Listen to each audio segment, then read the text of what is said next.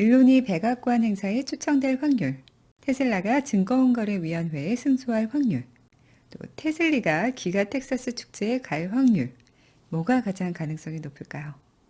솔직히 다 너무 희박하다.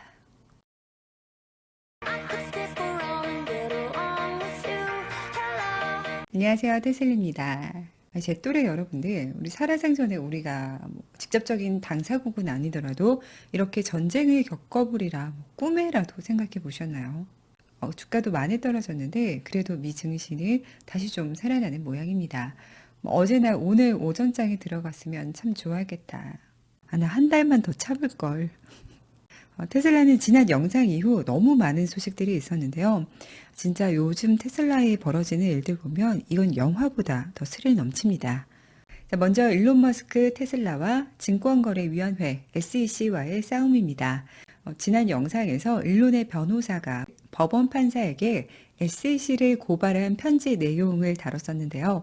내용은 크게 테슬라 주주들에게 4천만 달러 미지급, 또 하나는 의도적인 테슬라 괴롭히기가 있었다며 청문회를 열어줄 것을 요청했습니다. 이후 SEC는 즉각 판사에게 이 괴롭힘에 대한 주장을 부인하며 합의 준수를 위해 테슬라에 연락을 취했다고 편지를 썼다고 해요.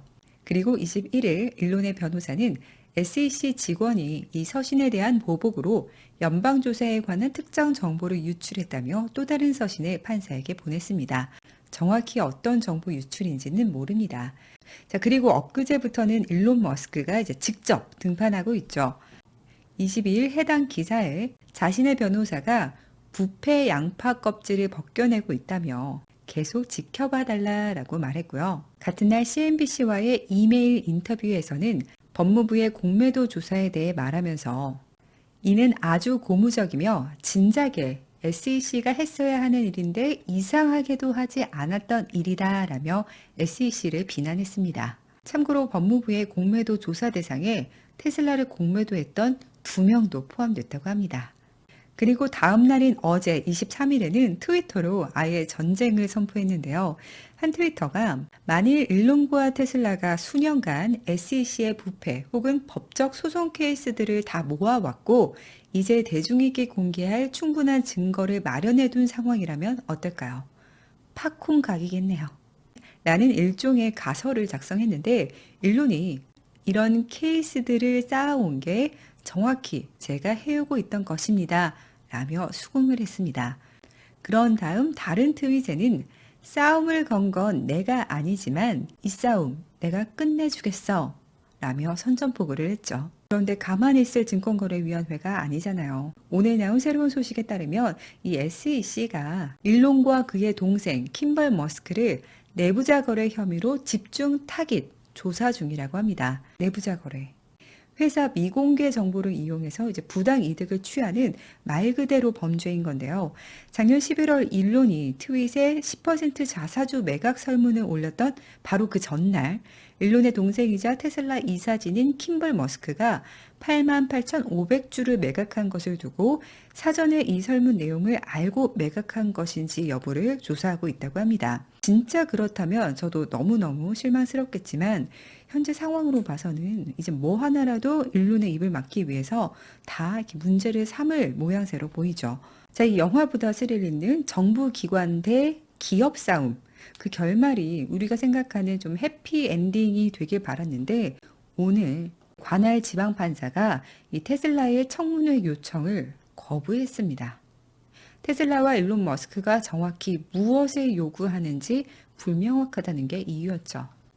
그래도 끝은 아닙니다. 이 싸움의 결말이 어찌 될지는 아직 누구도 장담할 수 없죠. 네, 끝까지 지켜봐요.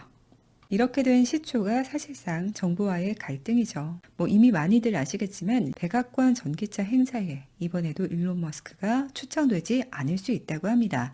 아니 그 이유가 일론이 참석 시 바이든과 행정부를 난처하게 만들 수 있는 행동이나 말을 할 수 있다며 6명 이상의 주요 인사들이 결사코 초청을 반대하고 있다고 합니다. 이건 CEO 한 명에 맞설 자신감도 없고 능력도 없다는 걸 스스로 인정하는 꼴 아닌가요? 이러니 SEC도 기세등등한 거죠. 하지만 일론은 이런 행정부의 우려에 대해 바이든 행정부는 걱정할 것이 없습니다. 저는 옳은 일을 할 것입니다. 라고 CNBC에 회신을 했고, 동시에 바이든 대통령이 테슬라를 무시하며 전통 기업들에 더 집중했습니다. 라는 소신 있는 말도 썼다고 합니다. 자, 어떤 구독자님 말만 따라 이렇게 집권 정당을 향해 소신 있는 발언을 할 수 있는 CEO가 또 있을까요? 그나마 다행은 그 중엔 일론 머스크가 보링 컴퍼니라는 이 터널 회사를 설립한 만큼 대통령의 1조 달러 인프라 패키지 논의를 위해 일론을 불러야 한다고 말한 인사도 있었다고 합니다. 이외에도 테슬라를 괴롭히는 전방위적 사건들이 많았습니다. 이달 초 캘리포니아 공정고용주택부에서 테슬라에서 조직적 차원의 인종차별이 있다며 고소했다고 전해드린 바 있었죠. 또 어제는 테슬라 전 직원이 인종 및 안전 문제 신고 후 해고됐다며 소송을 제기했습니다. 그 이전에 비슷한 문제로 소송했던 직원이 1억 3,700만 달러의 배상 판결을 받은 후 이 전 직원들의 관련 보고가 급격히 늘어나고 있다고 하네요. 22일에는 포드와 손잡고 보험 상품을 출시한 스테이트팜 보험사에서 2020년에 발생한 주택 화재에 대한 원인이 2016년형 모델 S의 설계 또는 제조 결함에 있다며 테슬라에게 보험사가 지급한 127만 달러를 재지급하라는 구상권 청구를 했습니다.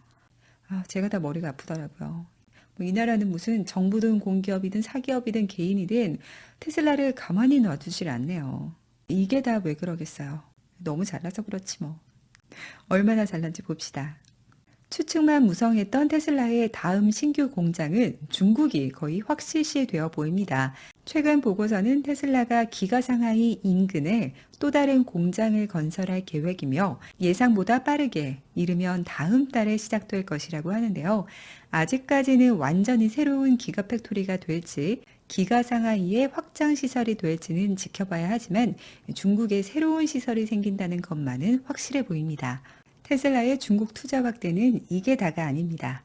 테슬라는 기존 기가 상하이에 새로운 생산 라인 추가, 모터 용량 증가, 근로자 수 확대 등 생산성 확장을 위한 계획을 제출한 상태예요.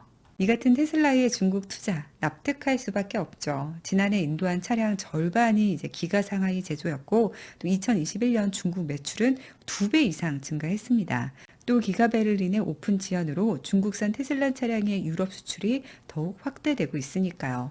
지난 화요일의 경우 기가 상하이에서 제조된 최초의 오른쪽 좌석 핸들 모델 Y가 영국에서 첫 인도를 시작하였습니다.